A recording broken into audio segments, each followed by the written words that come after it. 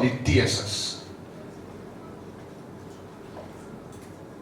to arrest anybody because of the power that is invested on me as a member of the Presidential Council of the APC, calling on interim governments. The election has been done. You are a skit maker. You are a pastor, and you stand on the pulpits to call on division, to call on war, to call on killing, to call on violence, calling on interim governments. Whosoever that made a video should be arrested with immediate effect and also be investigated. We want to know who are behind this interim government. We are calling on the police and everyone to watch and safeguard this nation at this time. I remain Prophet Godwin Ikuru. Thank you. Nation and certain people that have decided to disrupt the democracy of Nigeria in the last couple of weeks.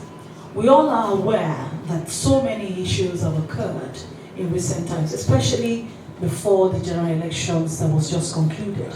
Before the general election, certain groups of people have decided to heat up the polity with unguarded statements, with inciting words, both on the media, in the social media space, and even physically. The campaigns came and the campaigns went and was concluded.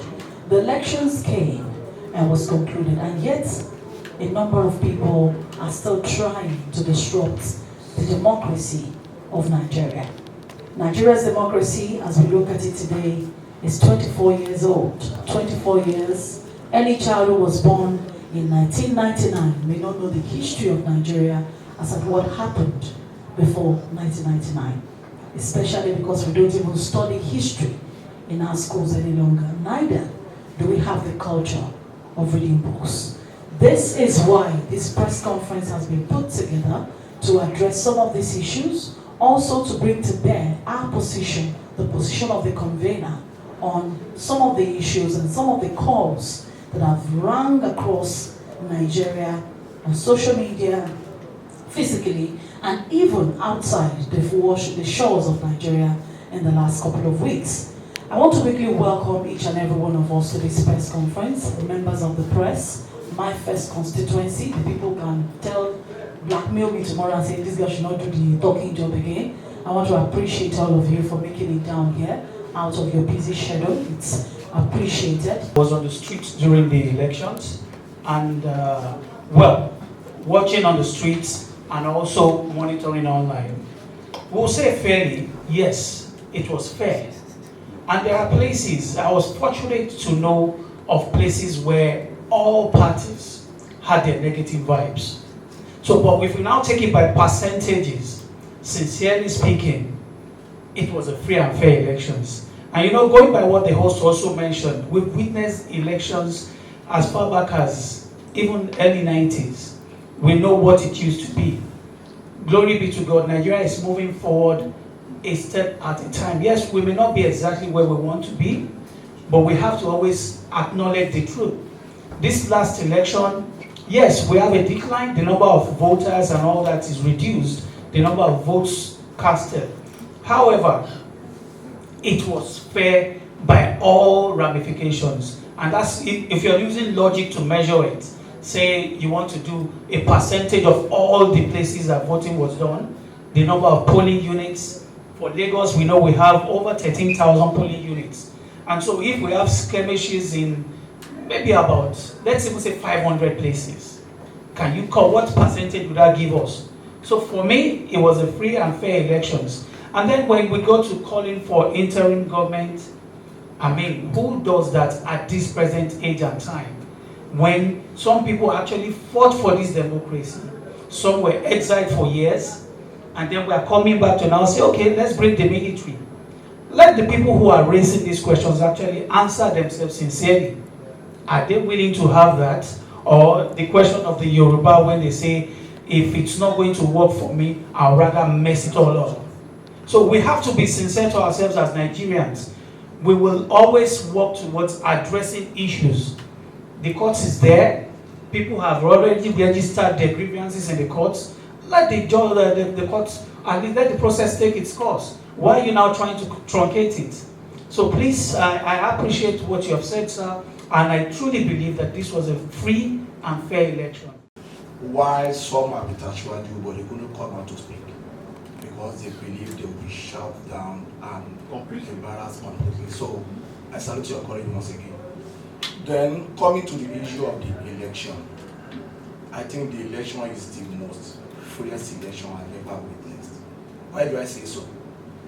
Because we can talk about the numbers of the voters and others, but the beavers happens to be the game changer.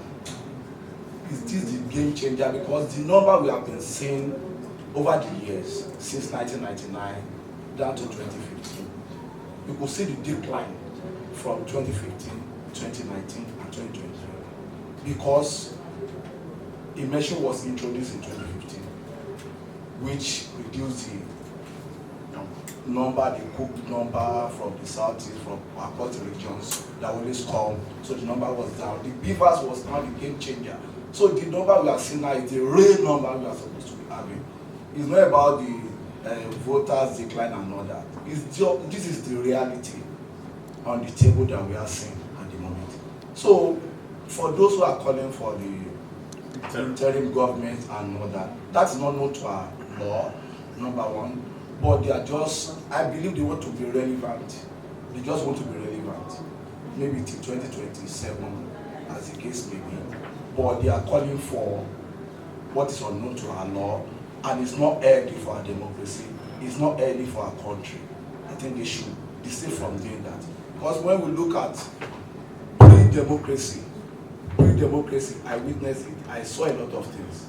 When we have issue of these protests, no first scarcity and all that, because this Okada rider we are seeing today, most people might not know how it started. It started as a result of first scarcity during the military era. My name is Comrade Amechi Ume. I'm the convener of Rehabilitation of African Youths. Great. Talking about the election, you see, there is no fair election anywhere. Even in the United States, we could see what happened there. Trump and Biden, after they had the elections, there were arguments. But at the end of the day, thank God, in this nation, we have the tribunal, the electoral tribunal, which was set up, I think, by the former president, retired General Olusegun Obasanjo. You know, because everywhere there is no free and, freest election. Election is a game. Like on my Facebook wall, I liken election to the football game. Sometimes in 2000, when Nigeria played with Cameroon, I think Victor Beba came out to take a penalty kick. He played the ball, and the ball, and he scored it, because then there were no this VAR then, and the ball entered the net, crossed the line, and Victor Bella, because of his reaction, he held his head, and the goal was disallowed, and Cameroon won the election. Won the football game. And if you look at it, election, I liken it to the football game. It is not, at times in a football game, players are given red card, like 3 players down, and at the end of the day, you wouldn't tell me the umpire, being the INEC official, is the referee of the game. And you wouldn't tell me at the end of the day, if he disallows a goal, you people will call that, oh, it's supposed to be a goal. An umpire is the person that decides who wins a game. The same thing with the election that has been conducted. To me, election was free and fair and credible. That was why the Labour Party could produce about 40 National Assembly members and a governor. If it wasn't free and fair, I don't think this thing, they will have even one person representing them. So to me, for all those calling for interim government, I say no to interim government, because we've been enjoying free flow of transition from 1999 till date. I don't see why anybody will be calling for interim government, because the election, to me, and from what all Nigerians have seen, we've spent over 300 billion naira.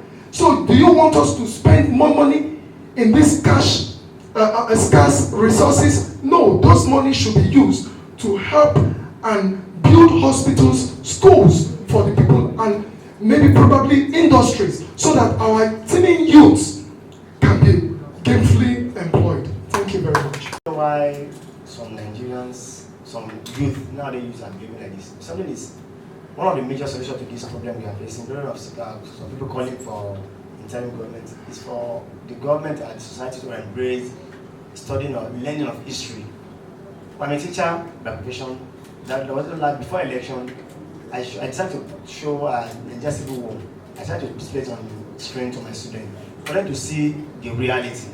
So we shouldn't call for this thing. People need to be reoriented. They need orientation and reorientation on the issue of calling for.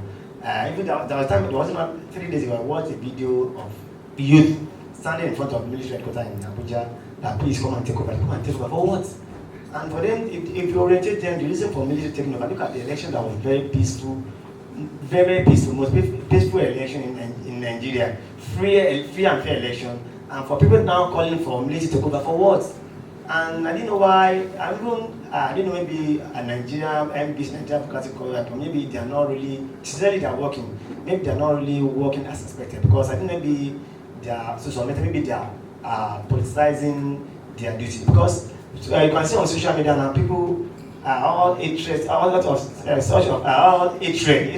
messages, sending messages on social media, causing hatred, causing disunity in this country. So some people ought to be, some media ought to have been banned, suspended for all this. So the government and the society, we have to embrace the knowledge of history. So for this youth, the incoming generation youth, for them to know the implication of calling for war, and for them to realize the effect of calling for military to take over the country. Thank you very much. For coalition of Muslim women for Asiwaju. Wow. As Muslim women, thank you very much. As Muslim women, we had to look at all the candidates that contested in the election, and we couldn't settle for the best. We felt we need to settle for the best. So, looking at past records, Asiwaju met the criteria, and that was why we went all out to campaign for him, and to God be the glory, he won. To me, calling for an interim government would put the country on hold, and not only that, it can also truncate the democracy we are yet to fully reap from the dividends.